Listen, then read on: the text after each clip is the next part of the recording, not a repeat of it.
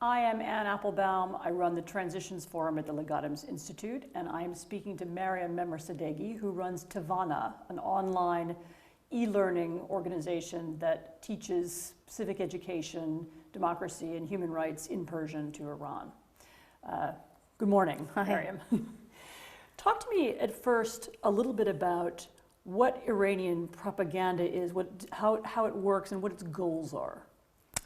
Well, Iranian propaganda, like the propaganda of most regimes aiming for totalitarian control, total control of society, has an aim of disempowering the individual and empowering the state, atomizing society, isolating Iranians from each other and from the rest of the world, making each individual feel very peculiar, distrusting of others in society, and propaganda by the Iranian government also, of course, works to create a lot of misinformation, misunderstanding, in particular about the United States and Israel, a lot of hatred, a militaristic attitude, and then denies information about a whole host of subjects, most notably the rights of minorities, particularly religious minorities. The Baha'i are persecuted,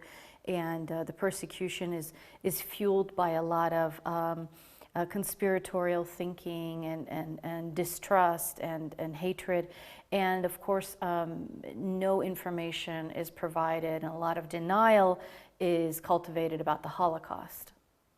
And what are the means through which? Is this television? Is it social media? Are there techniques that the Iranian regime uses? We started Tavana in 2010. Akbar Atri and I, my partner and I, started in 2010. In the beginning, we started with a focus on live e-learning classrooms, and that's still our flagship product, if you will. But since the rise of social media, particularly Facebook in Iran, we push out our educational resources, which are all open access, free for anyone, no login required. We push them out through various social media outlets. We have podcasts on SoundCloud. We have video lectures on YouTube, lots of different ways of getting the information. And then we air our lectures on satellite TV channels. So about 6 nights a week, usually sometimes every night of the week, Iranians can watch their favorite lecturer, say Mehrangiz Kar on women's rights or Mehdi Khalaji on the need for Islamic reformation. They can follow those opinion leaders, those intellectuals on satellite TV. And how do you address, you spoke very interestingly about this idea that the regime uses propaganda to separate people and make people feel alone. How do you combat something like that? How do you think about that? Well, in our classrooms, the actual methodology of a live classroom that is completely safe, our students come in with an anonymous user ID number that we give them. They can only enter with that ID, and even the Tavana teachers don't know the real identities of their students. So immediately, we did this from the very beginning, and alongside it have invested a lot in educating Iranian society at large, not just civil society, about digital safety, all the different things you need to do at a very basic hygiene level, and then the more advanced things you need to do to keep civil society and society at large protected online. So they come in through the anonymous user ID, they feel safe, but much more importantly, they hear themselves voice their opinions. They feel the freedom to question the teacher. So they're able to interact with Absolutely. on your e-learning programs. Absolutely, yeah. They hear themselves, they hear each other, they engage in civic discourse, debate, disagreement. They have the freedom to make mistakes and learn from those mistakes. It's a completely different, existential possibility than what is happening on the ground in Iran. And especially in the beginning, the feedback that we got from our students often was, I can't believe that this is possible, that this is happening. And the effortless nature of it was kind of surprising for everybody, including us. We did not think that it would be, we've had our challenges for sure. I mean, the Iranian government got to a point where several times a day they would attack our website to bring it down, and did lots of other things to try and kind of curb our influence, but Google has given us refuge on their servers. We've had lots of support and help from other places, and it's been It's been very possible. How do you combat, you mentioned conspiracy theories. How can you combat a conspiracy theory? Because conspiracy theories work by playing on people's anxieties or something they're afraid might be true. And they often have echoes in different places. You know, you'll find it on different websites, you'll find the same story, you'll find it in online comments, you'll hear it on TV. Do you think about that? Do you think how to react to that?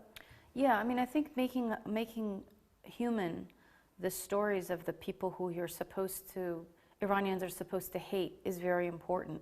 I read The Diary of Anne Frank as a child, and it influenced me. It has always influenced me. It's influenced me my whole life. I think it's one thing to be told that anti-Semitism is wrong, that racism is wrong. It's another to connect on a human-to-human level with the pain and suffering of another human being. And it's important for us to educate through not just facts and information, but human emotion, and inspire empathy and